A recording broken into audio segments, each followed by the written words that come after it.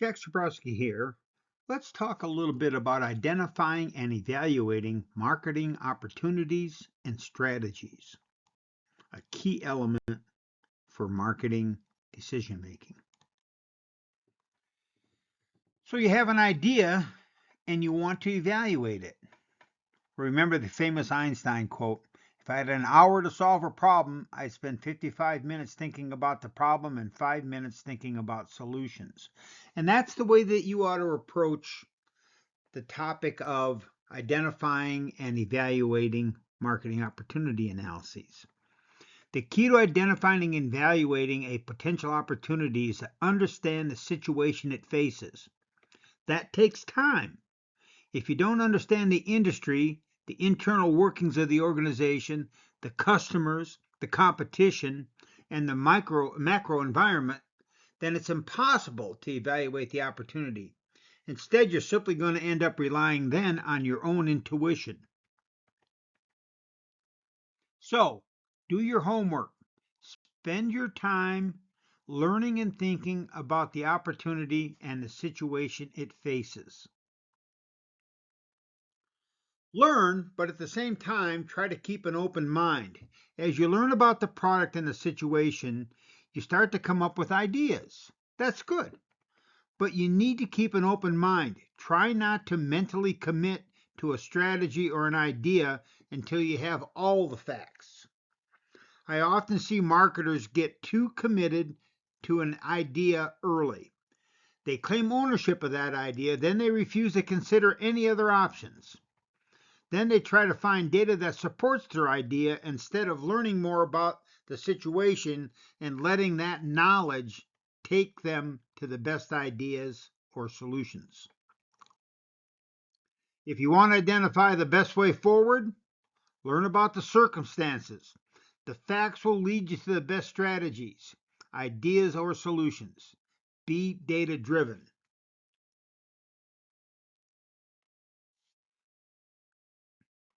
Ideas will come from being immersed in the process. Your best ideas will come from spending time learning about the situation.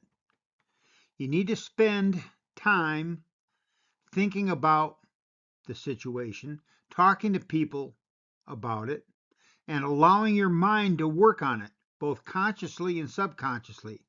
What you learn from the process will lead you to better ideas and better evaluations of those ideas. Okay, well, the basic idea of the situation analysis is to collect information to make better decisions. Unless the odds of making a better decisions increase as a result of the situation analysis, the information has no value. So anything you do that doesn't really help you get to better decisions is really not worth using your time up. The analysis must be used as input to develop an MOA strategy or a marketing plan. Otherwise, there was no reason to collect that data. Once you have the facts, you need to figure out how it all fits together. Not to support your first or favorite idea, but to make sure that your idea fits the circumstances. So how do you do that? Well, we talked about this in previous video lectures. The process is a little different for everyone. I like to learn as much as I can, then let that information incubate and let my subconscious work on it. Maybe I go to the gym or listen to a podcast or play a little golf or do something and let my subconscious grind away on the facts. And eventually, you have to put the facts together. The traditional conventional way to do that is with a SWOT summary. Notice I didn't say SWOT analysis because it's not really an analysis. It's simply a way to summarize the data from the situation analysis. If you have not done so, please watch the 2 SWOT video lectures. The only problem is that a SWOT summary of all the collected data doesn't always work, and it often leads to bad summaries of the situation analysis. Marketing and forecasting expert Scott Armstrong argues that SWOT analysis should not be used because it lacks empirical support, mixes idea generation and evaluations together, and can actually harm the firm performance by limiting the range of better strategies to be considered. Let's go through this piece by piece here. Why does Armstrong reject SWOT? Well, first, it lacks empirical support. Research shows no data proving that SWOT improves decision making or financial returns or the successfulness of market opportunity analyses. In fact, there is some data suggesting that using a SWOT detracts from good decision making. Next, it mixes idea generations with evaluations of the situation.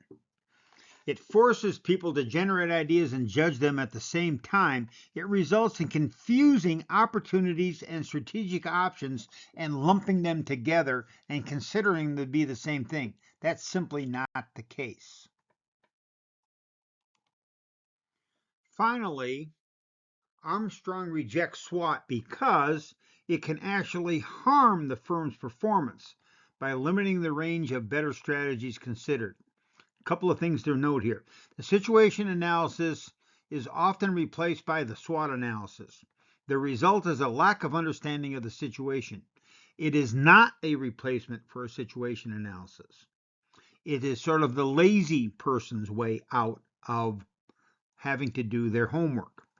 Often people include strategy options into the opportunity section, which should provide facts that can be exploited by the organization and not strategy options. There's a false security. Users think they finish planning and end up skipping vital steps, like doing a real situation analysis. And it also encourages long unranked lists instead of deep prioritized thinking. People make up stuff to fill in the 4 boxes: strengths, weaknesses, opportunities, and threats. Here's an example from someone that is actually teaching a SWOT. He starts off by saying, by identifying factors under each of these 4 groupings, a person can clearly analyze virtually any business problem. And by the 4 groupings, he means strengths, weaknesses, opportunities, and threats. Now, we know, because we've watched the videos, that the internal analysis is the strengths and weaknesses. And then the industry analysis, the competitor analysis, the customer analysis, and the macro analysis deals with opportunities and threats. Most people, when they do a SWOT, don't actually spend the time looking at those 4 areas. There's lots of data around, but how do you combine these pieces of information in a way that you can use them to summarize the situation? Well, he goes on to say the SWOT's one of the ways of setting up thinking and internal of external forces so that you can formulate a clearer path to an outcome. Here's the problem. The SWOT seldom actually accomplishes that. Now, here's an example from an executive training seminar at a top program in the country in planning. Notice that under opportunities, they have both potential strategies and in fact the facts surrounding the situation analysis that lead to opportunities lumped together. Let's start with the red arrow here. One of the opportunities is that there's rising demand for tablets and smartphones. This is an old Apple SWOT analysis. Well, that is what? That's a fact based on the situation analysis that might be able to be exploited by Apple. But let's look at the one below that. The creation of new product lines. Well, that's a strategic option. That's a potential strategy forward. That's not a fact based on the situation analysis. That is an option, a strategic option. The same is true for the top one here, distribution network expansion. So we could expand our distribution network. Okay, well, that's a strategic decision. That is not a fact that is based on the situation analysis. So, in this particular case, we are trying to mix together situation analysis facts and strategy options, which are based on our own preferences. That is not the way to do a SWOT. I know you say, all right, well, that's just a funny example. All right, well, here's another example from the same kinds from the same people doing this Apple SWOT analysis again in a different way. Notice that they now in this case have 4 opportunities. Now, we have an opportunity that starts off with is developing nations like China and India. That is an opportunity if the idea is that maybe we should be penetrating these markets in these developing countries. That might in fact be a fact that we might be able to exploit. How about creating new retail stores and launching new products every once in a while? These are strategic decisions again. These are not facts from the situation analysis. These are strategy options, and they should not be in the opportunity aspect of a SWOT analysis. People put them in here because they don't have anything else to put in this box.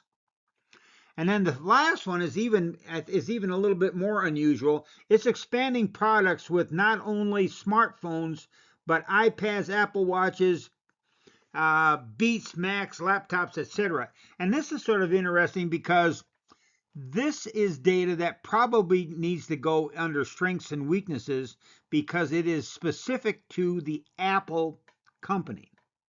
And so it really shouldn't be under opportunities at all. And so in this case, we've now mixed 3 things together under opportunities: situation analysis facts, strategy options, and information about the company itself, which would either be a strength or a weakness.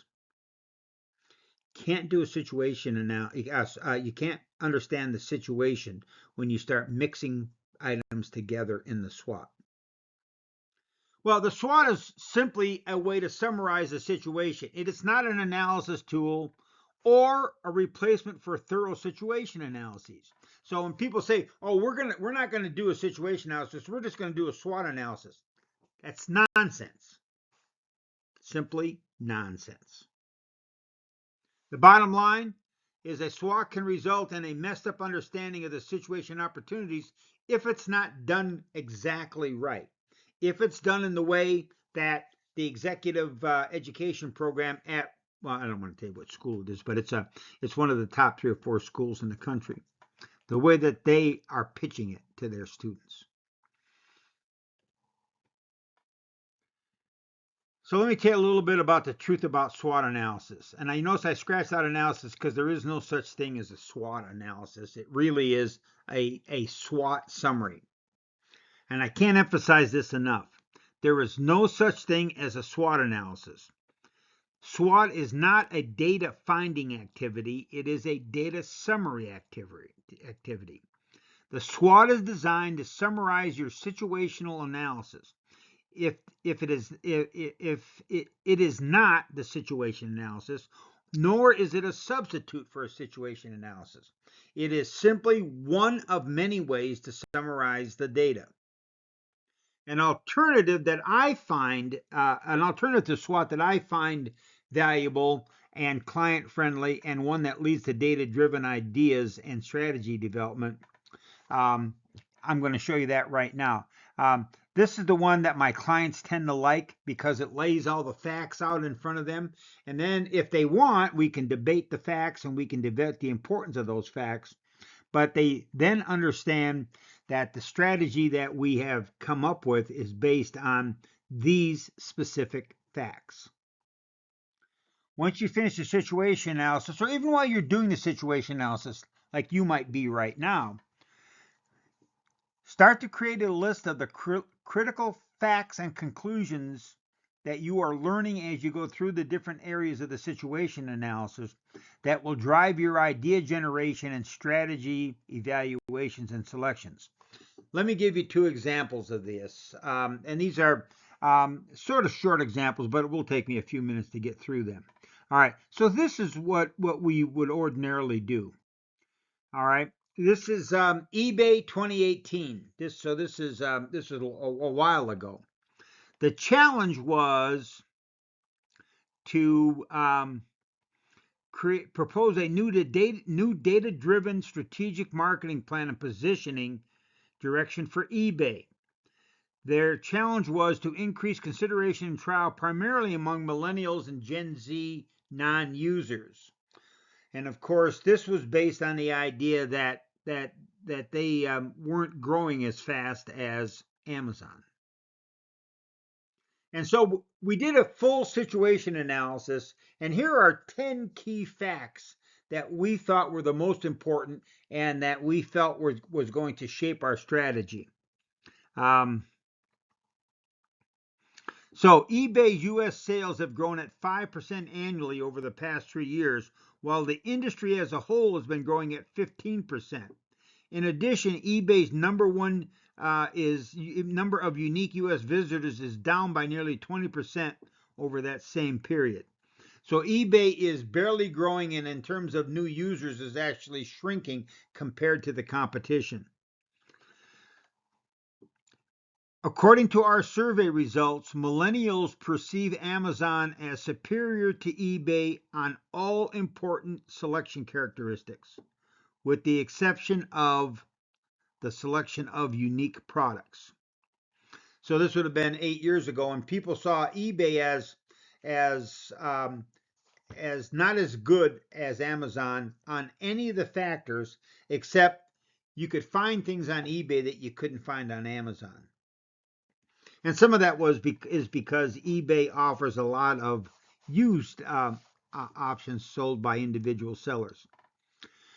eBay is thought of as sketchy by most of the non-users of their website. And eBay's current strategy and approach has been to try to become more and more like Amazon. So these were the key facts that drove us.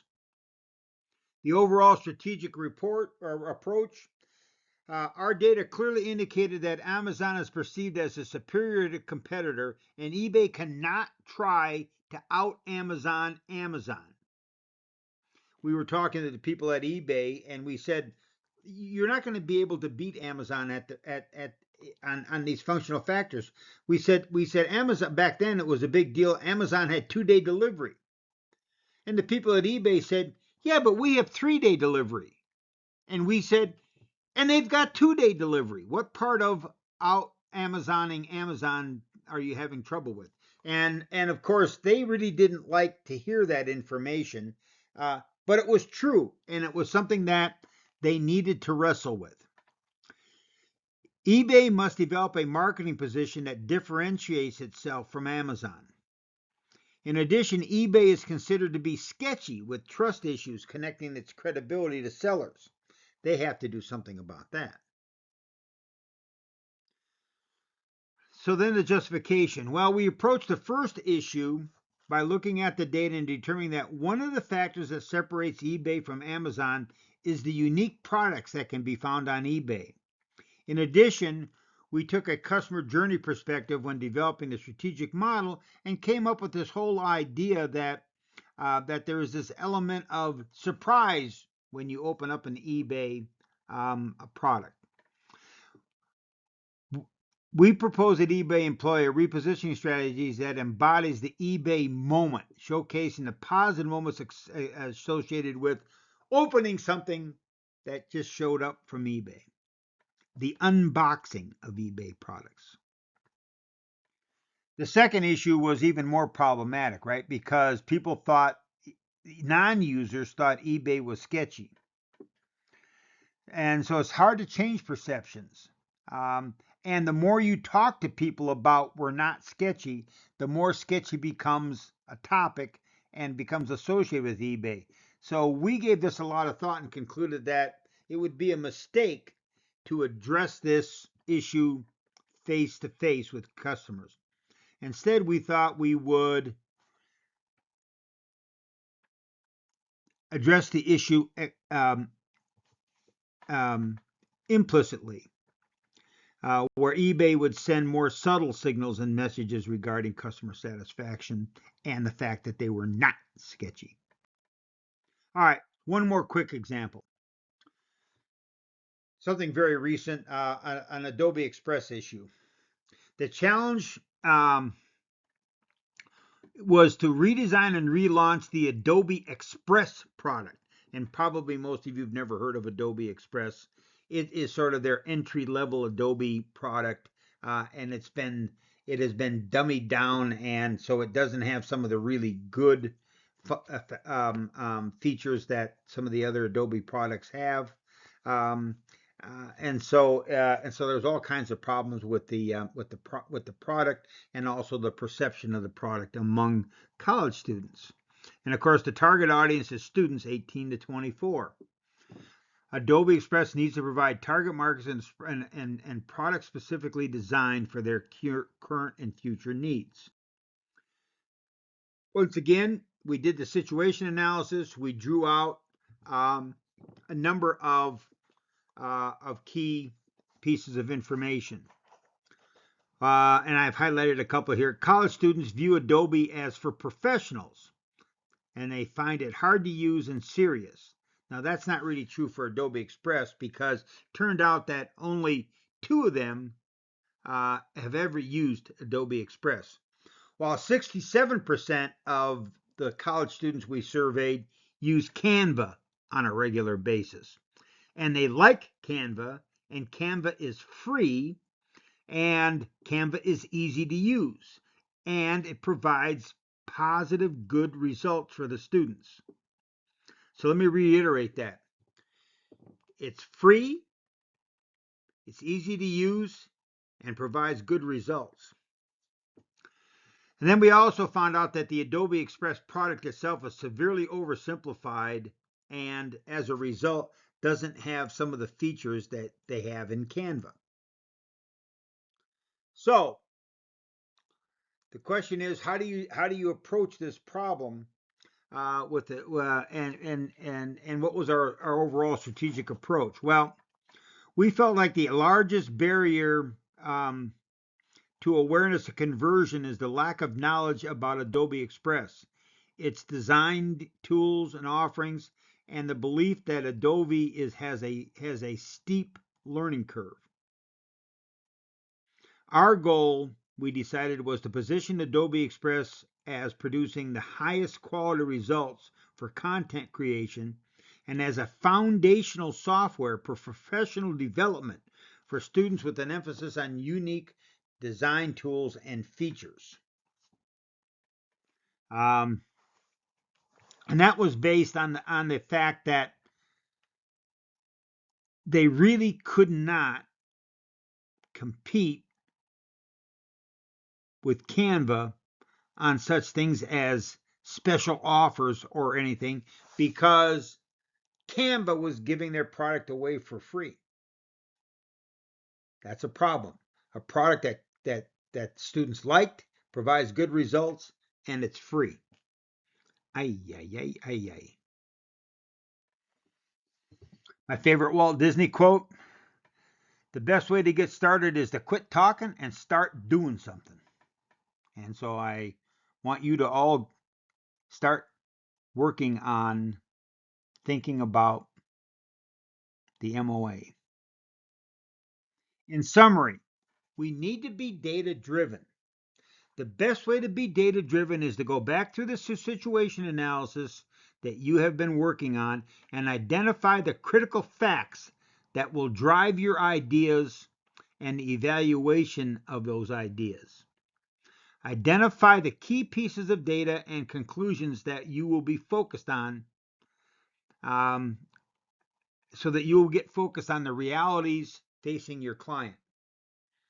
Ideas need to be identified and evaluated based on these critical facts.